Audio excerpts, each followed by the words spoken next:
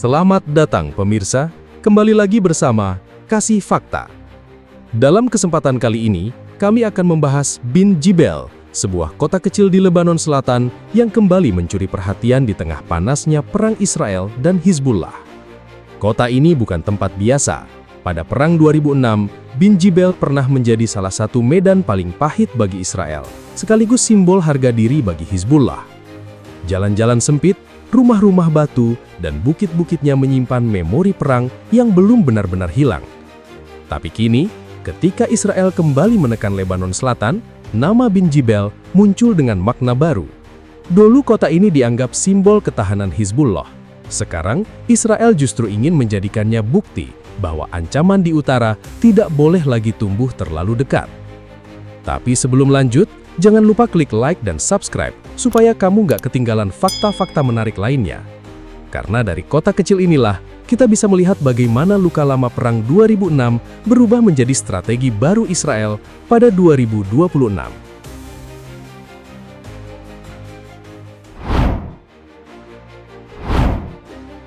Pada Juli 2006, Bin Jibel berubah menjadi salah satu titik paling panas dalam perang Israel dan Hizbullah. Kota kecil di Lebanon Selatan itu tidak luas, tapi posisinya membuat setiap jalan dan bukit terasa penting. Letaknya tidak jauh dari perbatasan Israel, dengan permukiman padat, ganggang sempit, rumah batu, dan medan yang mudah dijadikan tempat bertahan. Ketika pasukan Israel masuk ke kawasan itu, mereka tidak hanya menghadapi musuh bersenjata, tetapi juga medan yang sudah dipahami Hizbullah dengan sangat baik. Pertempuran berlangsung keras selama 5 hari. Pasukan Israel bergerak dari satu sudut ke sudut lain, sementara militan Hizbullah memanfaatkan bangunan, lorong, dan posisi tersembunyi untuk menahan laju serangan. Dalam pertempuran itu, 8 tentara Israel tewas. Di pihak Hizbullah, sekitar 50-70 militan disebut tewas. Angka itu menunjukkan betapa mahalnya harga yang dibayar kedua pihak hanya untuk sebuah kota kecil yang di atas peta tampak biasa saja. Namun setelah perang mereda, Bin Jibel tidak ikut tenggelam bersama debu pertempuran. Justru dari kota inilah, Hizbullah membangun narasi bahwa mereka mampu bertahan menghadapi Israel. Bagi para pendukungnya, Bin Jibel berubah menjadi simbol harga diri. Nama kota itu terus hidup bukan hanya sebagai lokasi perang, tetapi sebagai panggung yang mereka gunakan untuk menunjukkan bahwa kekuatan Israel bisa ditahan di tanah Lebanon Selatan. Bagi Israel, maknanya berbeda. Bin Jibel menjadi pengingat bahwa ancaman di utara tidak boleh dianggap ringan. Pengalaman 2006 menunjukkan bahwa kota-kota dekat perbatasan bisa berubah menjadi benteng, tempat senjata disembunyikan, pasukan bergerak, dan serangan disiapkan dari jarak yang terlalu dekat dengan wilayah Israel. Dari sudut pandang keamanan Israel, membiarkan titik seperti ini tetap kuat, sama saja dengan membiarkan warga di utara hidup di bawah bayang-bayang serangan berikutnya. 20 tahun kemudian, nama Bin Jibel kembali muncul.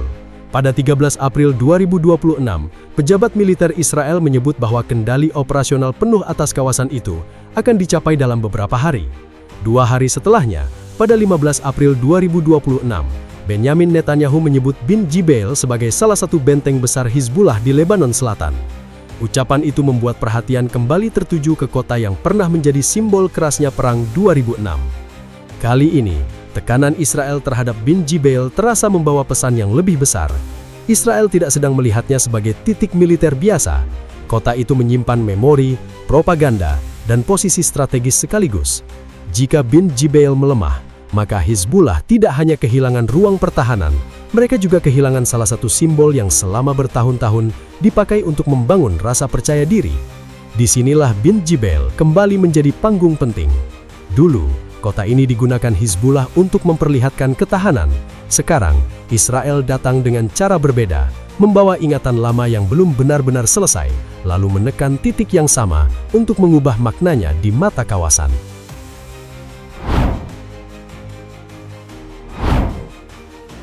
Pada 24 Maret 2026, Menteri Pertahanan Israel, Israel Katz, menyampaikan arah yang lebih keras untuk Lebanon Selatan.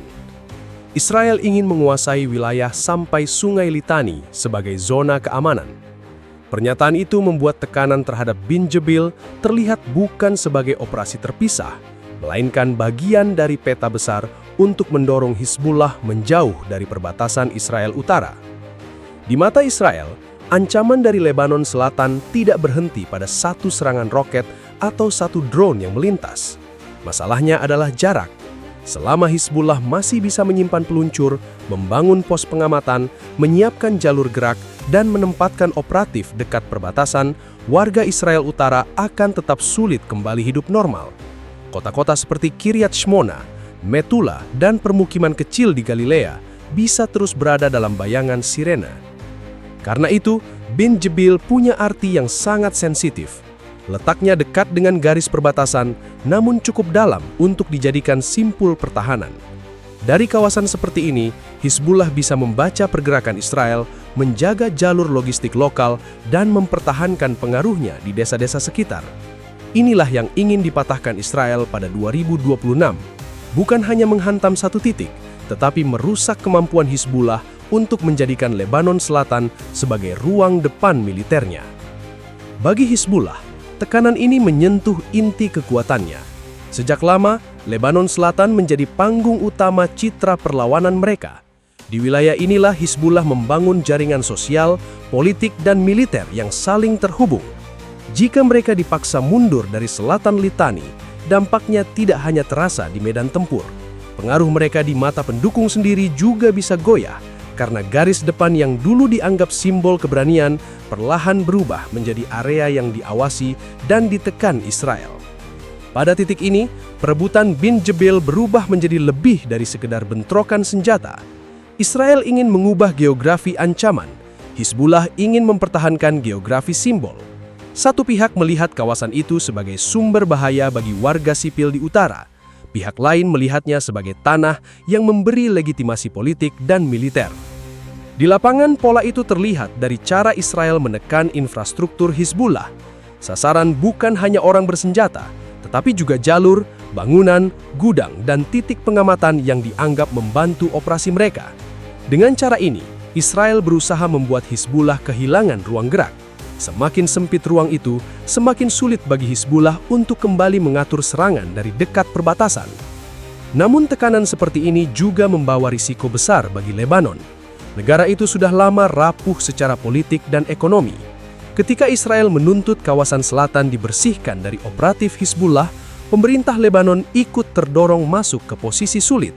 Mereka diminta menunjukkan kendali negara, tetapi harus berhadapan dengan kekuatan bersenjata yang sudah mengakar jauh lebih lama di wilayah itu.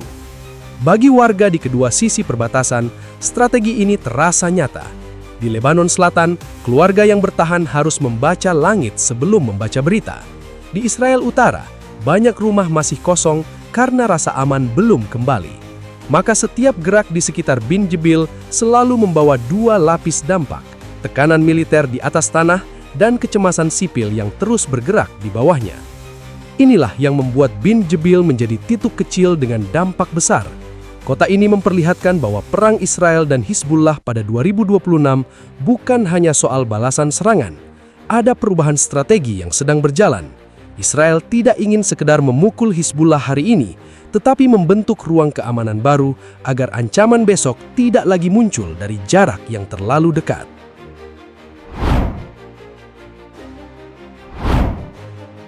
Pada 3 Juni 2026, jalur diplomasi kembali dibuka dari Washington. Israel dan Lebanon menyepakati penerapan kembali gencatan senjata dengan dorongan kuat dari Amerika Serikat.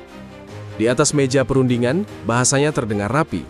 Serangan harus dihentikan, wilayah selatan Sungai Litani harus dikosongkan dari operatif Hizbullah, dan tentara Lebanon didorong mengambil kendali eksklusif di area tertentu. Tapi di balik kalimat diplomatik itu, ada pesan yang jauh lebih keras. Kesepakatan ini sebenarnya menempatkan Hizbullah dalam tekanan ganda. Dari arah Israel, mereka ditekan secara militer agar tidak lagi berdiri dekat perbatasan. Dari arah politik Lebanon, posisi mereka ikut dipertanyakan, karena negara diminta hadir kembali di wilayah yang selama ini sulit sepenuhnya dikendalikan Beirut. Jika tentara Lebanon benar-benar mengambil ruang itu, Hizbullah tidak hanya kehilangan jalur depan, tetapi juga kehilangan kebebasan bergerak yang selama bertahun-tahun menjadi sumber kekuatannya. Namun gencatan senjata tidak langsung membuat medan menjadi sunyi. Pada 4 Juni 2026, Israel Quds menyatakan operasi Israel di Lebanon Selatan tetap berlanjut untuk sementara. Pernyataan itu memperlihatkan sikap Israel yang sangat jelas. Diplomasi boleh berjalan, tetapi infrastruktur Hizbullah tetap harus dibongkar.